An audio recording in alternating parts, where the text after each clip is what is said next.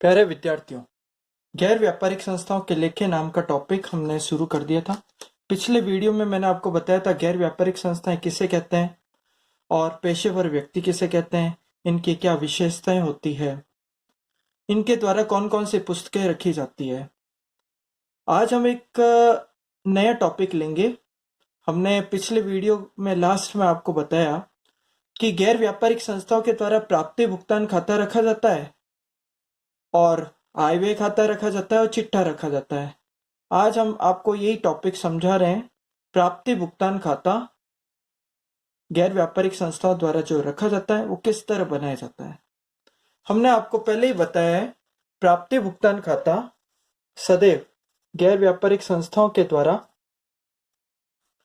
Cash book की सहायता से तैयार किया जाता है। ठीक है, प्राप्ति भुगतान खाते के बारे में आपको अपनी बुक में भी मिल जाएगा। पेज नंबर आप 312 देख सकते हैं। इंग्लिश में हम कहते हैं रिसिप्ट एंड पेमेंट अकाउंट। तो नंबर 1 खाता है प्राप्ति भुगतान खाता। ठीक है, इंग्लिश में हम इससे कहेंगे receipts and payments account. Okay, तो ये आपको ध्यान में आ गया। प्राप्ति भुगतान खाता किसी भी गैर व्यापारिक संस्था के द्वारा वित्तीय वर्ष के अंत में रोकड़ बही की सहायता से बनाया जाता है। रोकड़ बही में प्रतिदिन किए गए व्यवहारों को देख करके उनका सारांश रूप में प्राप्ति भुगतान खाता तैयार किया जाता है। प्राप्ति भुगतान खाता हेडिंग डाला जाएगा रिसिप्ट्स एंड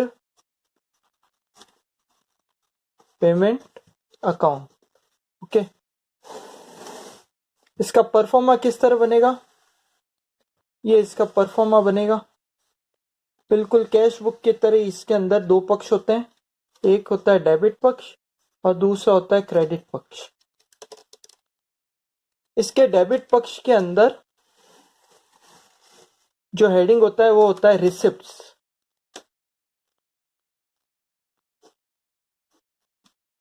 और क्रेडिट के अंदर हेडिंग होता है पेमेंट्स। यह अमाउंट लिखा जाएगा, यह अमाउंट रुपीज में है, यहां भी अमाउंट है। जिस तरह कैश बुक के अंदर सबसे पहले बैलेंस टू बैलेंस बीडी लिखा जाता है, उसी तरह इसमें भी टू बैलेंस बीडी लिखा जाएगा और लास्ट में जैसे कि टू बाय बैलेंस सीडी लिखा जाता है, कैरिड डाउन।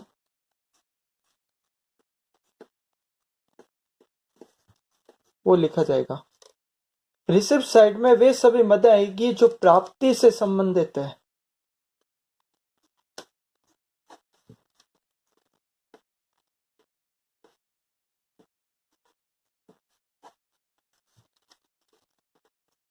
और यह सारे जो आएंगे वो भुगतान संबंधी मद है।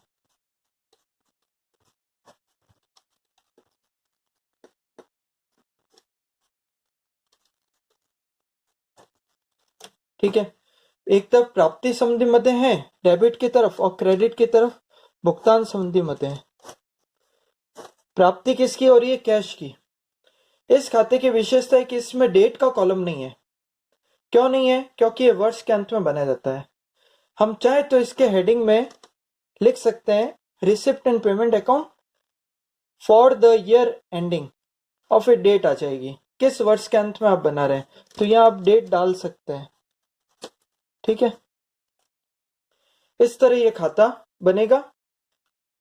रोकड़ प्राप्ति से संबंधित सारी मदें आप कैश बुक में भी हमेशा डेबिट में ही लिखते थे, तो इस खाते में भी डेबिट में आएगा। लेकिन फर्क यह है कि कैश बुक में प्रत्येक मद को प्रतिदिन लिखा जाता है। जब भी उसका व्यवहार ट्रांजैक्शन किया है आपने, उसका लेखा उसी दिन आप करेंगे, इसलिए वहां डेट का कॉलम भी है। लेकिन इस खाते में कैश बुक का सारांश के रूप में लेखा किया जाता है। वर्ष के अंत में जैसे मान लीजिए वर्ष भर में हमने वेतन 12 बार दिया है, तो 12 बार को जोड़ करके एक साथ यहाँ बाय सैलरीज इस तरफ लिखा जाएगा, ठीक है ना। या हमने साल में 20 बार चंदा प्राप्त किया है, तो कैश बुक में तो आप लिखोगे टू सब्सक्रिप्शन, 20 बार लिखोगे, जब भी प्राप्त होगा लिखोगे, लेकिन यहाँ एक बार ही लिखा जाएगा टू सब्सक्रिप्शन, ठीक है, आपको ध्यान में आ गया। इसके बाद आगे, अब इस खाते को बनाते समय कुछ बातों का आपको विशेष ध्यान देना है। इस खाते की विशेषता क्या है? सबसे बड़ी विशेषता है कि यह खाता रोकड़ बही की सहायता से तैयार किया जाता है। दूसरी विशेषता है कि यह खाता वर्ष के अंत में ही तैयार किया जाता है। यह खाता वस्तुगत खाता है, जिस तरह रोकड़ बही क्या है, एक वस्तुगत खाता है, उसी तरह यह खाता भी क्या है, वस्तुगत खाता है। आगे, वर्ष भर में चाहे जितनी राशि प्राप्त हुई हो और चाहे जितनी राशि भुगतान की गई हो, सभी इसमें आती है। इसमें ऐसे कोई व्यवहार नहीं लिखे जाएंगे जिसका रोकड़ से कोई लेना देना नहीं है। जैसे डेप्रिसिएशन, उसका रोकड़ से कोई लेना देना नहीं है। आप किसी संपत्ति पर डेप्रिसिएशन लगाते हैं, तो ऐसी स्थिति में आप उसकी कोई एंट्री कैश बुक में नहीं करते हैं, तो नेचुरली ये भी खाता क्या है, कैश बुक का सारांश है, तो यहाँ भी ऐसी कोई मद नहीं आएगी। इसी तरह आउटस्टैंडिंग सैलरी, वो भी यहाँ नहीं आएगी, ठीक है। इसी तरह अनर्ड इनकम, वो भी यहाँ नहीं आएगी। तो कोई भी ऐसी मदें जिनका रोकड़ से कोई लेना देना नहीं है, वो कोई मदें यहाँ नहीं आएगी। इसके बाद में जिस तरह आप रोकड़ बही के अंदर 2 कॉलम की या 3 कॉलम की कैश बुक बनाते थे, जिसमें बैंक कॉलम भी आता था, लेकिन यहाँ पे बैंक कॉलम और कैश कॉलम दोनों को एक ही माना जाकर के लिखा जाएगा। अगर ओपनिंग बैलेंस आपका बैंक का अलग है, कैश का अलग है, तो आप यहाँ पे इनर कॉलम में लिखेंगे बैंक और बैंक का अमाउंट इनर कॉलम में, कैश और कैश का अमाउंट भी इनर कॉलम, दोनों की टोटल करके आप यहाँ एक साथ लिखेंगे।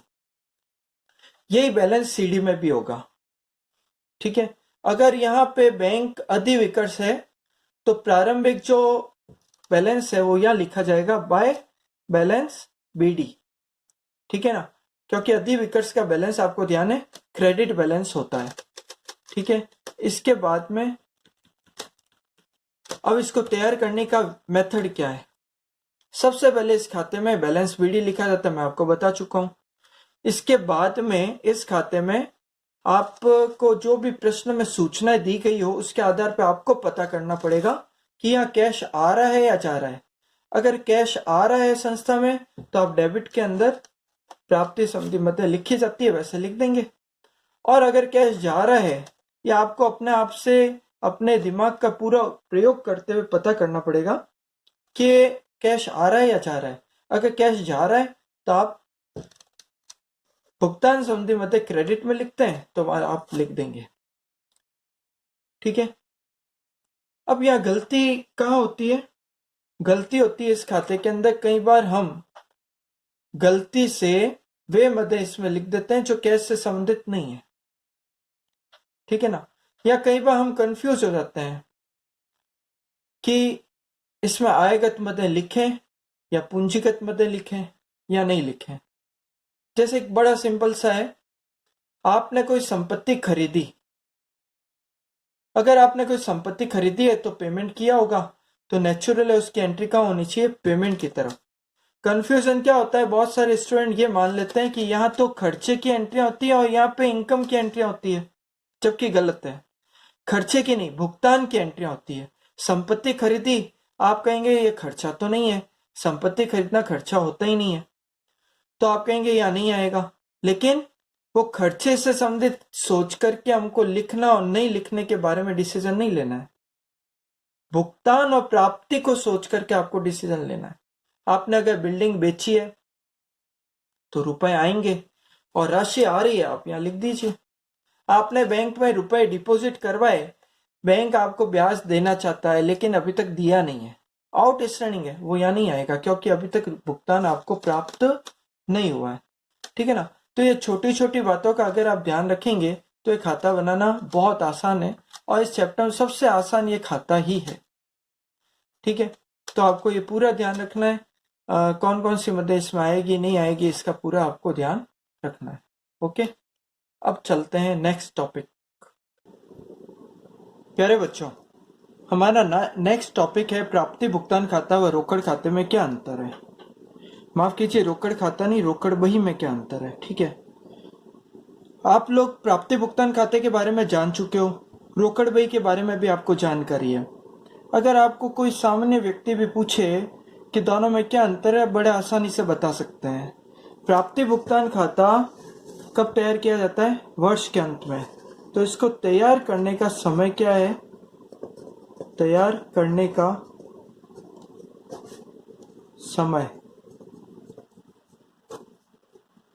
प्राप्ति भुगतान खाते को तैयार करने का समय है वर्ष के अंत में किया जाता है, जबकि रोकड़ खाते को पूरे वर्ष पर्यंत तैयार किया जाता है। जब जब व्यवहार किए जाते हैं तब तब रोकड़ बही में प्रविष्टियां कर दी जाती है। ठीक है, इस तरह प्राप्ति भुगतान खाता वर्ष के अंत में और रोकड़ बही वो पूरे वर्ष भर तैयार कर दी जाती है। नंबर 2, तैयारी का आधार। तैयार करने का आधार, प्राप्ति भुगतान खाता सदैव रोकड़ बही के आधार पर तैयार किया जाता है, जबकि रोकड़ बही प्रतिदिन किए जाने वाले व्यवहारों के आधार पर तैयार की जाती है। ठीक है। नंबर 3, पक्ष। प्राप्ति भुगतान खाते में 2 पक्ष होते हैं। एक पक्ष का नाम होता है प्राप्ति और दूसरे पक्ष का नाम होता है भुगतान, रिसिप्ट्स और पेमेंट। ठीक है, जबकि रोकड़ बही के अंदर 2 पक्ष होते हैं, उनका नाम क्या होता है? डेबिट साइड और क्रेडिट साइड, यानी नाम पक्ष और जमा पक्ष। ठीक है। नंबर 4,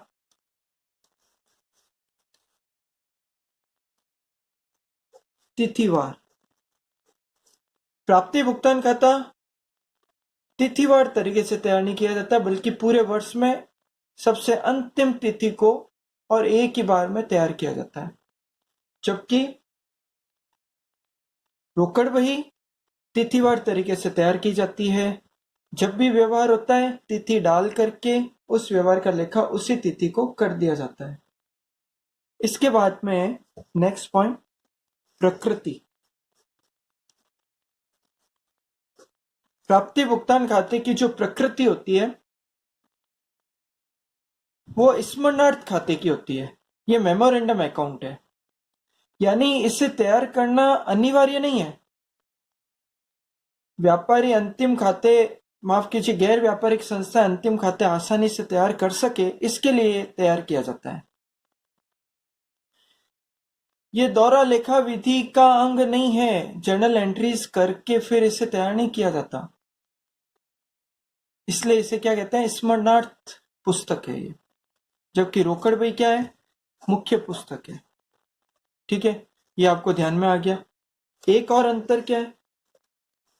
तैयार करने वाला कौन है इसको? ठीक है ना। तो अगला जो है वो है संस्थाएं, तैयार करने वाली संस्थाएं। प्राप्ति भुगतान खाता सदैव गैर व्यापारिक संस्थाओं के द्वारा तैयार किया जाता है, जबकि रोकड़ बही व्यापारिक संस्थाओं और गैर व्यापारिक संस्थाओं दोनों के द्वारा ही तैयार किया जाता है।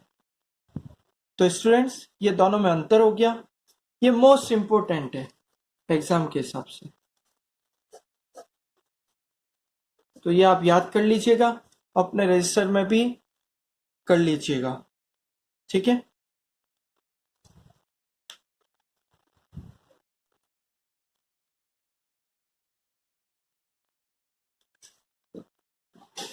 आइए स्टूडेंट्स, अब हम आपको एक क्वेश्चन प्रैक्टिकली करवाते हैं ताकि आपको ये पूरा टॉपिक समझ में आ जाए। आप अपने बुक के अंदर निकालिए पेज नंबर 338। पेज नंबर 338 पे क्वेश्चन नंबर 13 लघुत्रात्मक है, वो हम देखते हैं। प्रश्न आप सभी पढ़ लीजिए निम्नांकित सूचनाओं से प्राप्ति भुगतान खाता 31 मार्च 2017 को समाप्त होने वाले वर्ष का बनाइए। इसके अंदर सबसे पहले आपको कैश इन हैंड दिया हुआ है, फिर डोनेशन रिसीव्ड, सब्सक्रिप्शन रिसीव्ड 1,00,000 रुपए, paid for electricity bill 20,000 rupees और rent ₹1,000 per month, actually paid for 11 month during the year, यानी 11 महीने का किराया ही वर्ष भर में चुकाया है, 1 महीने का चुकाना बाकी है। मैं आपको पहले भी बता चुका हूं, जो बाकी है, जो नहीं चुकाया है, जिसका कैश में कोई ट्रांजेक्शन नहीं हुआ है, उसकी एंट्री कभी प्राप्ति भुगतान खाते में नहीं होती है। यानी आउटस्टैंडिंग 1,000 रुपए है अभी भी, उसकी एंट्री हम इस खाते में नहीं करेंगे। इसके बाद दिया हुआ है purchase of computer in cash, वो है 50,000 रुपए। फिर है होनोरेरियम पेड, मानदेय भुगतान 19,000 रुपए, ये भी एक प्रकार का भुगतान है। चलिए हम करते हैं। Question number 13, page 338। हम बना रहे हैं रिसिप्ट एंड पेमेंट अकाउंट।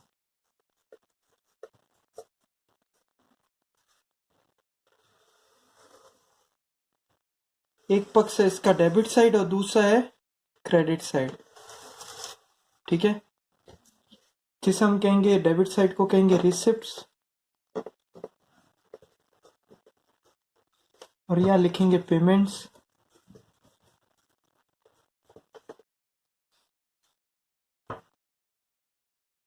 ठीक है, ये लिख दिया, ये अमाउंट्स का कॉलम हो गया।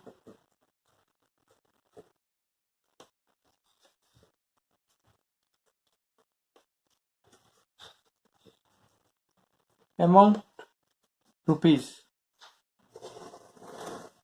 ये प्राप्ति भुगतान खाते का परफॉर्मा आपके पास रेडी हो गया है। अब देखिए, सबसे पहले इसमें क्या लिखा जाएगा, सबसे पहले इसमें लिखा जाएगा रिसिप्ट साइड में कैश इन हैंड, तो यहां लिखेंगे हम लोग टू बैलेंस पीडी, कितने रुपए हैं, 10,000 रुपए, ये 10,000 रुपए। इसके बाद डोनेशन रिसिप्ट, जो डोनेशन का राशि प्राप्त हुई है, तो प्राप्ति पक्ष में ही लिखा जाएगा रिसिप्ट साइड में, तो लिखेंगे टू डोनेशन, कितने रुपए हैं, 50,000, ये 50,000 की राशि हमने लिख दी। इसके बाद आगे लिखा हुआ है सब्सक्रिप्शन रिसिव्ड, सब्सक्रिप्शन रिसिव्ड हुआ है, वो भी रिसिप्ट साइड में आएगा, प्राप्ति हुआ है, चंदा कहते हैं इसको हिंदी में।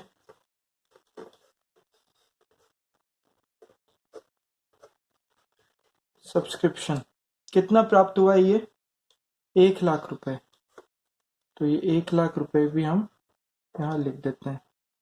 इसके बाद आगे है paid for electricity bill, electricity bill के लिए पेमेंट किया, पेमेंट तो पेमेंट साइड में आएगा, बाय इलेक्ट्रिसिटी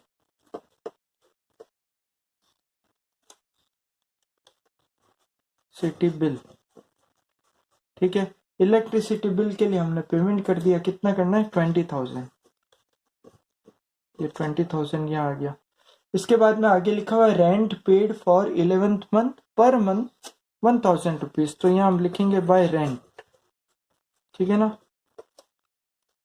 ब्रैकेट में आप चाहें तो लिख सकते हैं ₹1,000 पर मंथ, ठीक है, for 11th month.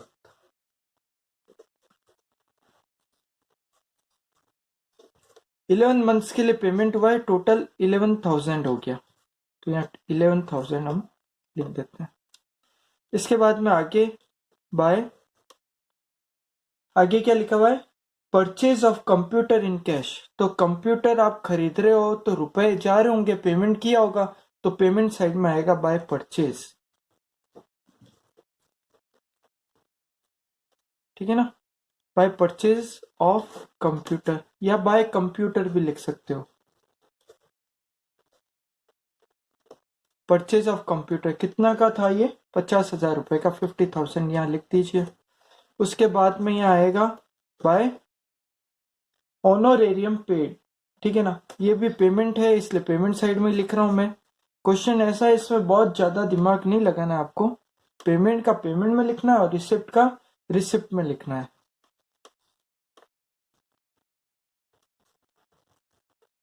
Bye honorarium. Paid लिखने की जरूरत नहीं है, क्योंकि पेड इधर आने का मतलब ही है कि ये पेड हो रहा है। ओके, इसके बाद में क्वेश्चन की कोई भी मत बाकी नहीं है। आपने क्वेश्चन में देखा 11,000 का ही किराया हमने पेमेंट किया है, 11 महीने का था ये। 1 महीने का जो पेमेंट नहीं किया है वो यहाँ नहीं आएगा। बड़ी सिंपल सी चीज है, ठीक है। अब आप डेबिट साइड की टोटल कीजिए, क्रेडिट साइड की टोटल कर दीजिए, दोनों का आपस में घटाइए, तो जो बैलेंस आएगा वो लिखा जाएगा बाय बैलेंस सीडी। ठीक है, कितना है ये बैलेंस आप यहाँ टोटल कर दीजिए। यहाँ इस पक्ष की यानी डेबिट साइड की टोटल आ रही है 1,60,000 रुपए, और क्रेडिट साइड की टोटल आप कर लीजिए तो वो आ रही है 1,00,000 रुपए।